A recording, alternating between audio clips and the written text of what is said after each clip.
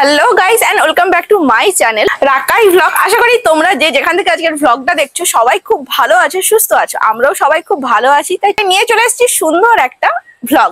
Part ওয়ানে তো তোমরা নিশ্চয়ই দেখেছো যে আমরা পুরুলিয়া এসেছি, কিন্তু পুরুলিয়া এসে আমাদের সেরকম কোথাও ঘুরতে যাওয়া হয়নি। একটা টুরিস্ট প্লেস আমরা শুধুমাত্র দেখেছি ভোরবেলাতে।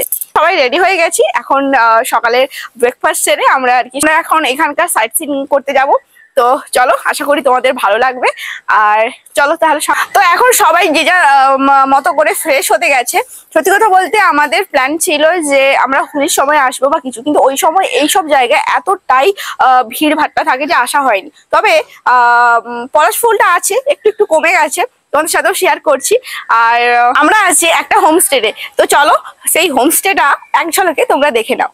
তোমরাও কখনো আসলে কাজে লাগতে পারে তোমাদেরও। আমি কিন্তু ডিটেলস কিন্তু লোকেশন এবং নাম্বার কিন্তু শেয়ার করে দেব, আর ফুল যতটা আমার দ্বারা সম্ভব হয় তোমাদের সাথে আমি শেয়ার করার চেষ্টা করছি।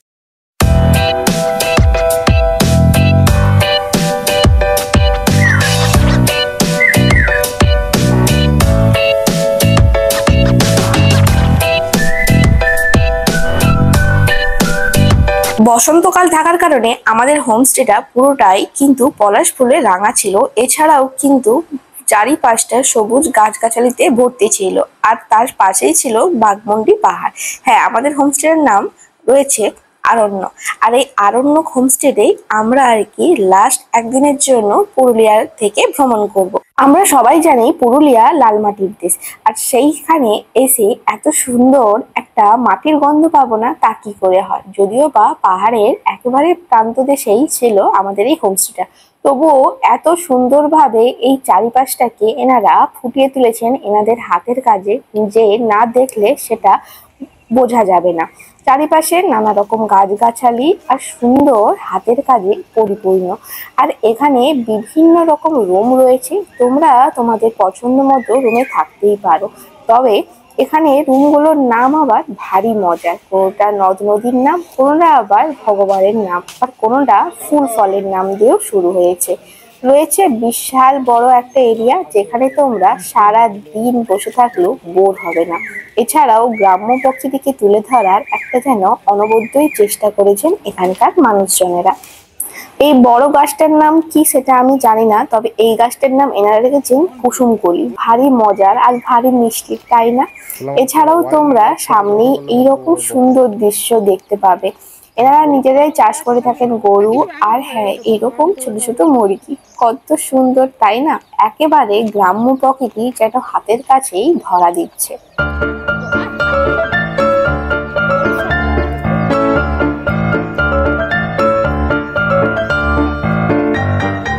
পুরুলিয়াতে আজ আমাদের প্রথম দিনে ফ্রেশ হওয়ার পরেই আমাদের জলখাবারের ছিল লুচি, ঘুগনি, আর তার সাথে কিন্তু কমপ্লিমেন্টারি ছিল মুড়ি। আর যেটা কিন্তু আমরা সবাই জানি পূর্ব মেদিনীপুরের একটা সিগনেচার খাওয়া। হ্যাঁ, আমরাও পূর্ব মেদিনীপুর থেকে গিয়েছিলাম, তবে হ্যাঁ, এখানকার এনাদের খাওয়া দাওয়া সত্যি পুরো একদম ঘরোয়া। সাথে লঙ্কা পেঁয়াজেরও সুব্যবস্থাটুকুও এনারা কিন্তু করেছিলেন। আর সাথে ছিল সকালে গরম গরম ধোঁয়া ওঠা এক কাপ চা, আর যেই চাতে চুমুক দিলাম সারা রাতে সমস্ত ক্লান্তি যেটা এক নিমেষে উধাও হয়ে গেল। খাওয়া দাওয়া শেষ করে তোমরা কিন্তু ছোট ছোট এরকম কিউট কিউট ছানাদের সাথে সময় কাটাতে পারো। এছাড়াও রয়েছে এখানে অবাধ বিস্তর জায়গা, যেখানে তোমরা খাওয়া দাওয়ার পরে একটু হাঁটাহাঁটি করেও কিন্তু নিজেদের সাথে একটুখানি টাইম কাটিয়ে নিতেই পারো। তবে হ্যাঁ, এই হোমস্টেটা খুব একটা বেশি দিনের নয়, তোমরা চাইলে যেতেই পারো। আমরা সকালে ব্রেকফাস্টটা খুব ভালো খেলাম, এবং দুপুরের লাঞ্চটাও এখান থেকে, এবং ডিনারটাও এখান থেকেই আমরা করছি। আর চলো, আমাদের আজকে ফার্স্ট ডে। আই হোপ সবকিছু ভালো লাগবে। আমি বারবার বলছি, কারণ নিজেরাও জানি না যে কি হতে যাচ্ছে সারাদিনের বা কিছু, তো অবশ্যই তোমাদের সাথে শেয়ার করব। আর যদিও বা হ্যাঁ, আমরা সিজনের একটু পরেই এসেছি, তো সত্যি কথা বলতে আমাদের তাড়াহুড়ো সেরকম ভাবে নেই। জাস্ট আমরা নিজেরা নিজেদের মতো একটু সময় কাটাতে, একটু ঘুরু করতেই এসেছি। তো দেখা যাক কতগুলো প্লেস আমরা এক্সপ্লোর করতে পারি। তো চলো, সঙ্গে থেকো।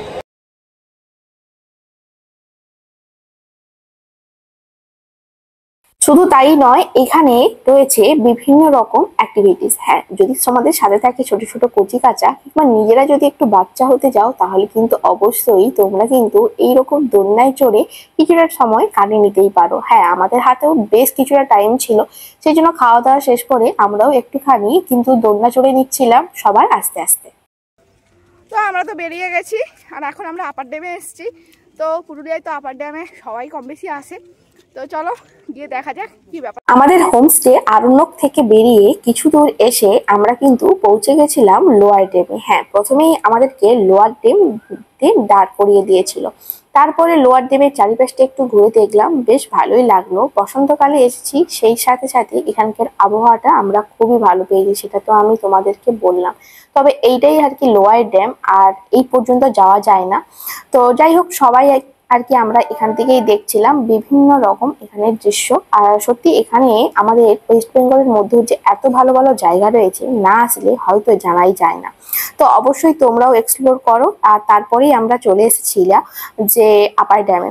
আপার ড্যামে এসে দেখলাম যে এখানে রয়েছে সুন্দর একটা আর কি বনে, আর যেটাই আর কি পুরুলিয়ার একটা সত্যি একটা সিগনেচার জায়গা। আর এই জায়গাটা কম বেশি সবাই আসে পুরুলিয়া আসলে। আর সত্যি এখানে প্রাকৃতিক যে সৌন্দর্যটা, সেটা বিভিন্ন সময় বিভিন্ন রূপ ধারণ করে। এটা বসন্তকালে এরকম, শরৎকালে আরেক রকম, বর্ষাকালে সেটা আরেক রকমের শোভা পায়। বর্ষাকালে এই পাহাড়গুলো পুরো সবুজে ঢাকা থাকে।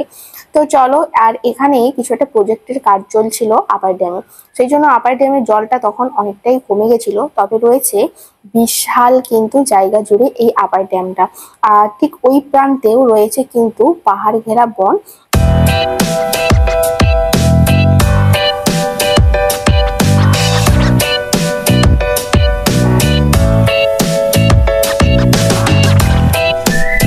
সকাল থেকে আমাদের 3টে জায়গা কিন্তু এক্সপ্লোর করা হয়ে গেল। আমরা এখন যাচ্ছি নেক্সট ডেস্টিনেশনে। সত্যি কথা বলতে এই সময়টা মানে অনেকটা দুপুর হয়ে গেছিল, আর চারিপাশটা রোদের প্রচন্ড তাপ। হ্যাঁ, এই সময়ে এসে আর কি একটুখানি রিয়েলাইজ করতে পারছি যে পুরুলিয়া এসেছি, পুরুলিয়ার আবহাওয়া একটু হলেও বুঝতে পারছি।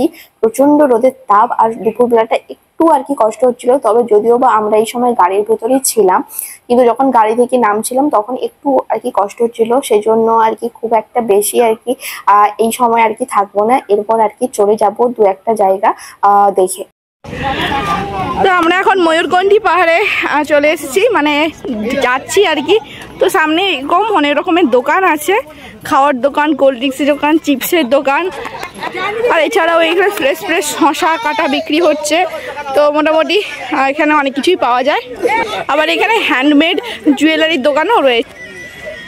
পুরুলিয়া এসে নিজেদের জন্য কিংবা কাউকে দেওয়ার যদি কিছু থাকে, তাহলে তোমরা এইসব জায়গা থেকে ছোটখাটো ভাবে শপিং করতেই পারো। এই জিনিসগুলোর দাম খুব একটা বেশি নয়, পার হেড 100 টাকা করে বলছিল, কোনোটা আবার 150, কোনোটা আবার 200 টাকা, যেই জিনিসের যেমন দাম সেগুলি।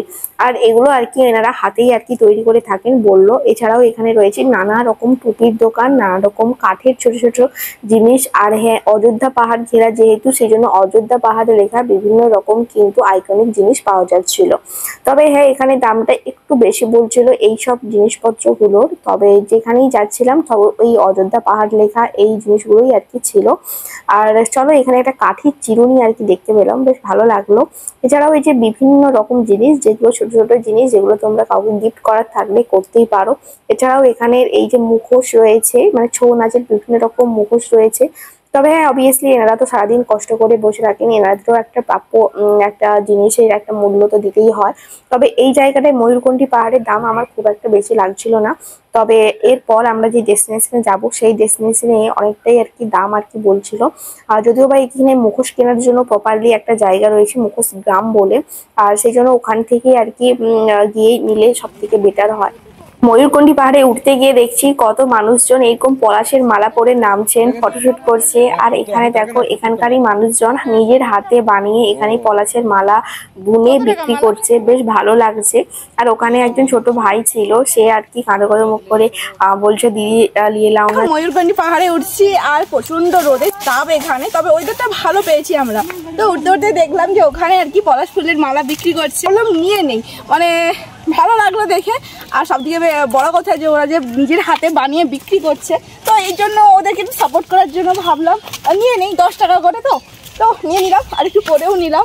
তো চলো এবার পাহাড়ের দিকে যাওয়া যায়। আমাকে এরকম এই পলাশ ফুলের মালা পরে কেমন লাগছে তোমরা অবশ্যই কমেন্ট করে লিখে জানাতে কিন্তু একদম ভুলো না। ময়ূরকণ্ঠী পাহাড়ে অনেকটা নিচ থেকেই মানে ওই দিক থেকে উঠে আসতে হয়, যে দিক থেকে মানুষজনরা উঠে আসছে আমরাও আর কি উঠে এলাম ওই একই রাস্তা ধরে। তারপর উঠে আসার পর এইরকম একটা সুন্দর দৃশ্য, পাহাড়ে ঘেরা পুরো জঙ্গল। তারপর এই ময়ূরকণ্ঠী পাহাড়ে বর্ষাকালে ময়ূরদের সমাগম দেখা যায়, কিন্তু তা এই বসন্তকালে কিংবা গ্রীষ্মকালে কিন্তু একেবারেই চোখে পড়বে না মাঝে মাঝে। আমরা এখন মার্বেল লেকে যাচ্ছি, আর রোদটা বেশ ভালোই উঠেছে। আর মার্বেল লেকের সামনে ওই একই রকমের আর কি সব দোকান রয়েছে, যেহেতু রোদের সময় মানে যেহেতু গরমের সময় প্রচণ্ড গরম পড়ে, সেই জন্য এখানে এই যে টুপি পাওয়া যাচ্ছে, আর আরও নানা রকমের হাতের তৈরি জিনিস, কাঠের জিনিস, এই সবই নানা রকম জিনিস পাওয়া যাচ্ছে। তো চলো, সবাই বলছে মার্বেল লেকটা খুব ভালো। এই মার্বেল লেকের সামনেও কিন্তু রয়েছে অনেক কিছু দোকান, তবে এখানে বিশেষত এই কাঠের জিনিসগুলো পাওয়া যাচ্ছিল। এখানেও ঠিক সেম ওইভাবে আর কি মুখোশ, নানা রকম ব্যাগ, নানা রকম ওই গিফটের জন্য ছোট ছোট জিনিস, চাবির রিং, ফ্রিজ ম্যাগনেট, এছাড়াও এই কাঠের এই চামচগুলো এখানে কিন্তু বেশ আকর্ষণ করছিল সবাইকেই আর কি। তারপর ছোট ছোট এই কানের দুল আর এইরকম ঘর সাজানোর কিছু অ্যাসেসরিজ ছিল। কিন্তু সত্যি কথা বলতে ঘুরতে গেলে আমরা শুধু ঘুরেই থাকি, জিনিসপত্র খুব একটা কেনাকাটি হয় না। এই গরমের মধ্যে এই যে জিনিসটা খুব ভালো লেগেছিল, উপরে পুরো গাছের পাতা দিয়ে জায়গাটা করে রেখেছিল, যেটা দেখো তোমাদের সাথেও আমি শেয়ার করছি, বেশ সুন্দর কিন্তু করে রেখেছিল। আর এই জন্য আর কি অনেকটা তাপ কম লাগছিল। এটা আর কি মার্বেল লেকে যাওয়ার পথে, এখন অনেকটা দুপুর হয়ে গেছে, তবে জায়গাটা বেশ সুন্দর। আর এখানে নানা রকম মূর্তি পাওয়া যাচ্ছিল, তবে মূর্তির জন্য ওই যে আগেও বললাম মুখোশ গ্রাম রয়েছে, ওখানেই আর কি যাওয়া হবে। আর এখানে এই যে মার্বেল লেক, এটা কিন্তু বেশ সুন্দর, আর সত্যি পুরুলিয়ার এক একটা জায়গা সবাইকে খুব মুগ্ধ করছে। এরপর নেক্সট ডেস্টিনেশন ছিল এই বামনি ফলস। যেহেতু আমাদের দিনের এই ট্যুরটা, সেই জন্য একদিনে কিন্তু আশেপাশের জায়গাগুলো আমরা একটু দেখে নিচ্ছি। এখানে বিভিন্ন রকম কিন্তু রুলস রেগুলেশন দেওয়া আছে, আমার মনে হয় সবাই একটুখানি দেখে নিলে ভালোই হয়। নেক্সট পার্ট নিয়ে আসছি খুব তাড়াতাড়ি।